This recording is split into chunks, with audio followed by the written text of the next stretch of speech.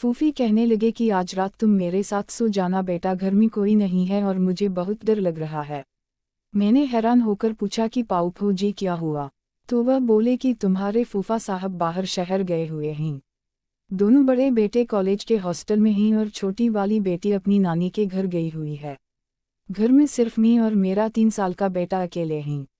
बाहर की गली में आजकल रात को कुछ मस्कक लोग झूमते नजर आते हैं, इसलिए मुझे बहुत घबराहट हो रही है। मेरी वलिदा ने जब यह बात सुनी तो फौरन कहा कि आलम बेटा, तुम फौरन फूफी के साथ चले जाओ और उन्हें हिम्मत दो, रात भर उनके पास रहो। मैंने हामी भरी और अपना नाइट सूट बुश और एक किताब उठा ली। फूफी ने मुझे हाथ पकड़कर अपने घर की तरफ ले जाना शुरू कर दिया।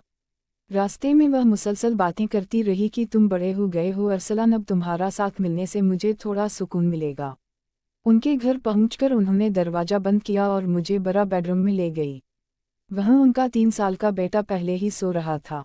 फूफी ने मुझे बिस्तर पर बिठाया और कहा कि आज तुम मेरे बिल्कुल करीब सुहागे। फिर हम दोनों किचन में गए और रात का खाना तैयार किया। खाने के बाद मैंने अपनी किताब खोली और पढ़ने लगा, जबकि फूफी घर के बाकी काम निपटाने लगे। थोड़ी देर बाद वह आए और मुझसे पूछा कि तुम्हारा काम हो गया? मैंने कहा हाँ। तो उन्होंने टीवी ऑन कर दिया। इस वक्त रात के दिन के 10 बजे बज रहे थे।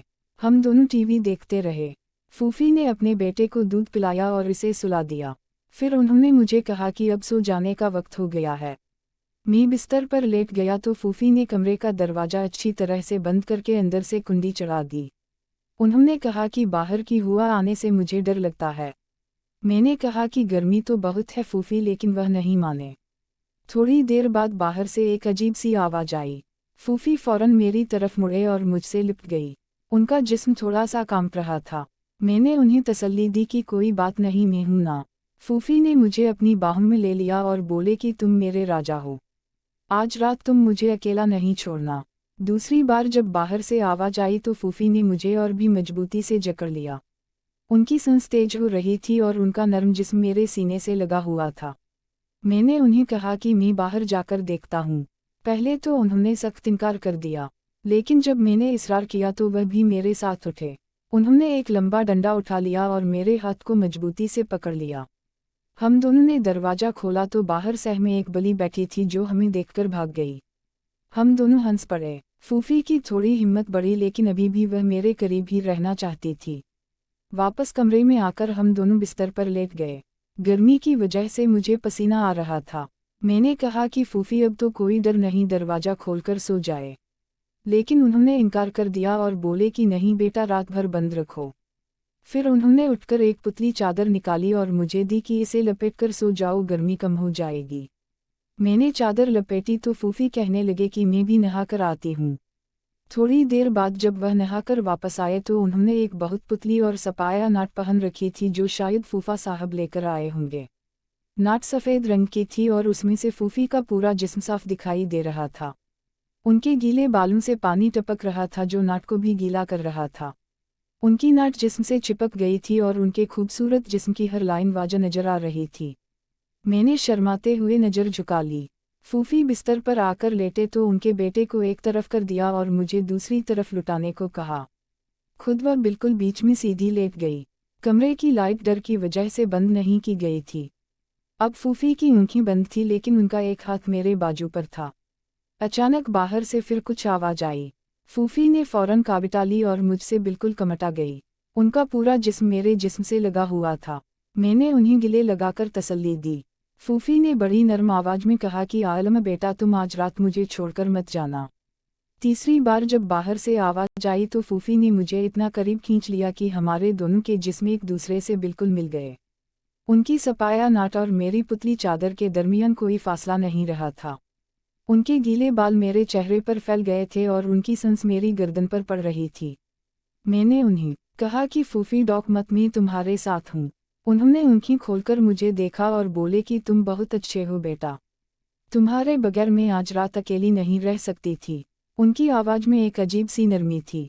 फिर उन्होंने अपना एक पाँव मेरे पाँव पर रख दिया और मुझे और भी करीब खींच लिया। कमरे में सिर्फ एक हल्की सी लाइट जल रही थी जिसमें फूफी का जिस्म और भी ज़्यादा खूबसूरत लग रहा था। उनकी नाटक के ऊपर से उनकी काटियों की शक्ल साफ दिखाई दे रही थी। मैंने शर्म से नज़र फेर ली, लेकिन फूफी ने मेरा हाथ पकड़कर अपने सीने पर रख दिया और बोले कि देखो मेरा दिल कितना तेज धड़क रहा है। उनका दिल वाकई बहुत तेज धड़क रहा था। मैंने उन्हें तसल्ली देते हुए उनके बालों में हाथ फेरा। फूफी ने आंखें बंद कर लीं और मेरे गले में चेहरा छुपा लिया। बाहर की आवाज़ें अब बंद हो गई थी, लेकिन फूफी अब भी मुझसे अलग नहीं हो रही थी। उनका जिस्म अब पहले से ज़्यादा गर्म हो गया था। मैंने उनसे पूछा कि क्या अब भी डर लग रहा है, तो वह बोले कि अब डर तो कम हो गया है, लेकिन तुम मुझे छोड़ मत देना। फिर उन्होंने मुझे इतना करीब खींचा कि हमारे दोनों के जिस्म एक दूसरे में घुल मिल गए। उनकी नरम सांस मेरी गर्दन पर पड़ रही थी और उनकी उंगली मेरे कमर पर फिसल रही थी। मैंने भी उन्हें गले लगा लिया। फूफी ने आहिस्ता से मेरा नाम लिया और बोले कि अरसलान तुम मेरे बहुत करीब हो। चौथी बार जब रात गहरी हो गई तो फूफी ने मुझे बिल्कुल अपने ऊपर खींच लिया। उनकी सपाया नाट अब मुकम्मल तौर पर गीले बालों की वजह से जिस्म से चिपक चुकी थी। उन्होंने अपनी दोनों बाहें मेरे गिर्द लपेट ले और बोले कि आज रात तुम मेरे राजा बन जाओ। मैंने हैरान होकर उन्हें देखा तो उनकी आंखों में एक अजीब सी चमक थी। फूफी ने मुझे बोसा दिया और बोले कि डरो मत बेटा, मैं तुम्हारी फूफी हूँ, तुम्हें सब कुछ सिखाऊंगे। उनका जिस्म अब बहुत ज़्यादा गर्म था और वह मुसलसल मेरे करीब होने की कोशिश कर रही थी।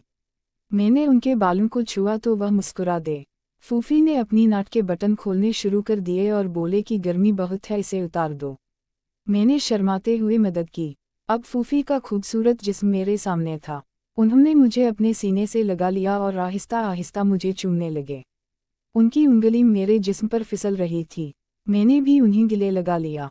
फूफी ने मेरा नाम लेकर कहा कि आलना तुम बहुत प्यारे हो। रात भर हम दोनों एक दूसरे से लिपटे रहे। बाहर की दुनिया बिल्कुल खामोश थी, सिर्फ कमरे में हमारी सांसों की आवाज़ थी। फूफी ने मुझे बताया कि तुम आज रात से मेरे राजदार हो।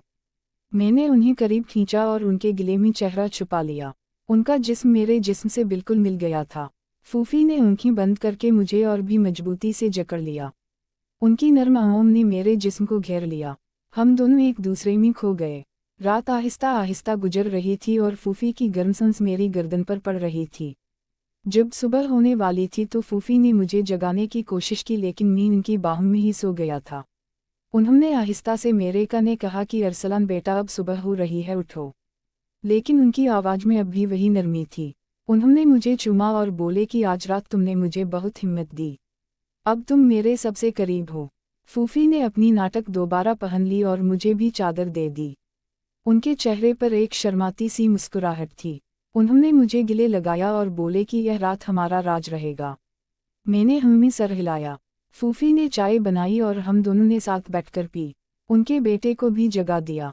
जब मैं घर जाने लगा तो फूफी ने मेरे काम में आहिस्ता से कहा कि अगली बार जब फूफा बाहर जाए तो जरूर आ जाना। मैंने मुस्कुराकर हाँ कहा। घर वापस आकर मैं सोचने लगा कि फूफी की तन्हाई ने मुझे एक नई दुनिया दिखा दी है। अब हर रात मुझे उनकी याद आने लगी। फूफी भी शायद मुझे याद कर रही होंगी।